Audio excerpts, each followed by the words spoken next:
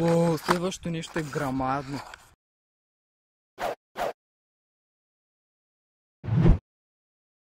Здравейте! Един чака вчера ми прати едни примамки, за да ги анбокснем. Така че нека започваме. Съжалявам за гадното аудио все пак, защото навънка сме и има отвратителен вятър, но нека започваме с анбоксинга.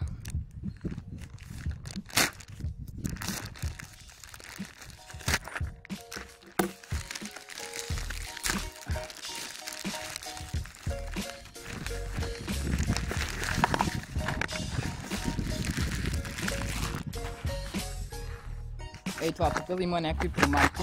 Нямам търпение да отворим, усещам, че има нещо много яко тук, така че нека я отворим.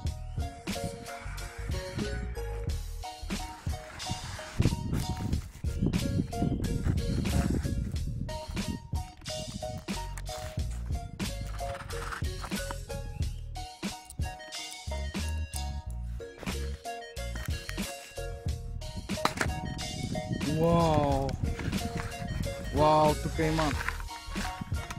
Не знам с къде да започна. Вау! Ще започнем с блесната. След тази блесна Meps Luxus, втори номер. Сега ще ви я покажа.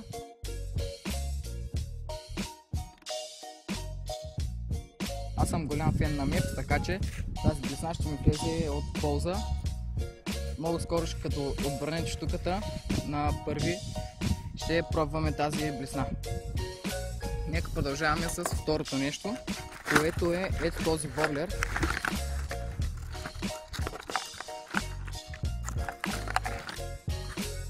Ето този.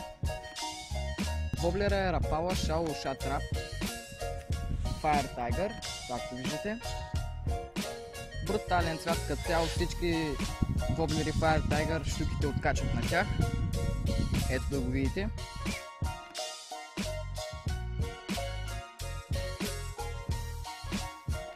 Оставяме го и него тук. Следващото нещо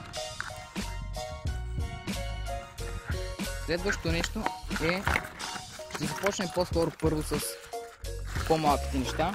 Ето тази блесничка. Моска.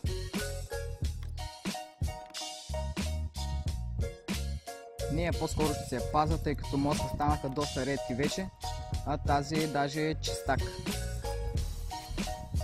Оставяме и нея при другите. Имаме още една Rapala, още един страхотен воблер. Сега ще ви го покажа и него.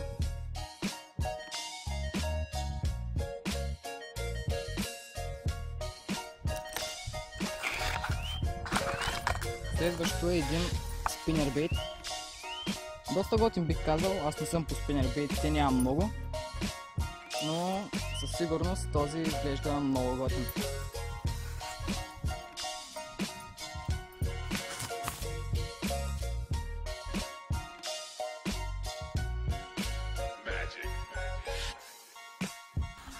О, следващото нещо е грамадно.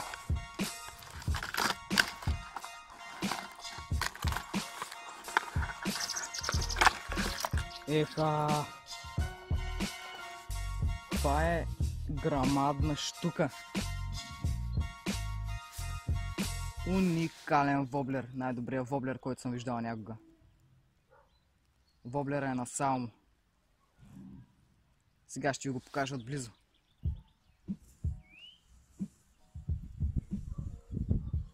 Със сигурност, като стане време за щуки с този воблер, ще ги убием щуките. Уникален, това ми е любимия вече. За жалост няма как да го мятам с Formax, защото изглежда доста тежичък. Уникален. Ето тук имаме още едно воблерче. Някакъв поинтер. Изглежда готино. Ще ги пробваме, даже много скоро. И и още една штукичка. Пак на Salmo. Като цяло този воблер исках си го взема много скоро. Още бях в болницата, много го исках този воблер. И вече си го имам. Този е лекчет, мисля, че и с Формокса ще мога го мятам. Уникален, особено това големия. Това беше от този анбоксинг, надявам се да ви е харесал. Искам да благодаря на Любомир Бояджиев за прибамките, наистина са уникални. Ако искате повече такива анбоксинги, не забравяйте да харесате клипа. Също така можете да се абонирате и също така се абонирате за втория ми канал, който е влог канал, горе-долу. Абонирайте се, ако ви се гледат някакви влогове, да ги наречем, тъй като не са горе-долу влогове, но абонирайте се, долу в описанието ще са. Това беше четвъртия епизод на Фен Поща. Аз бях Петър и ще се видим в следващото видео. Чао!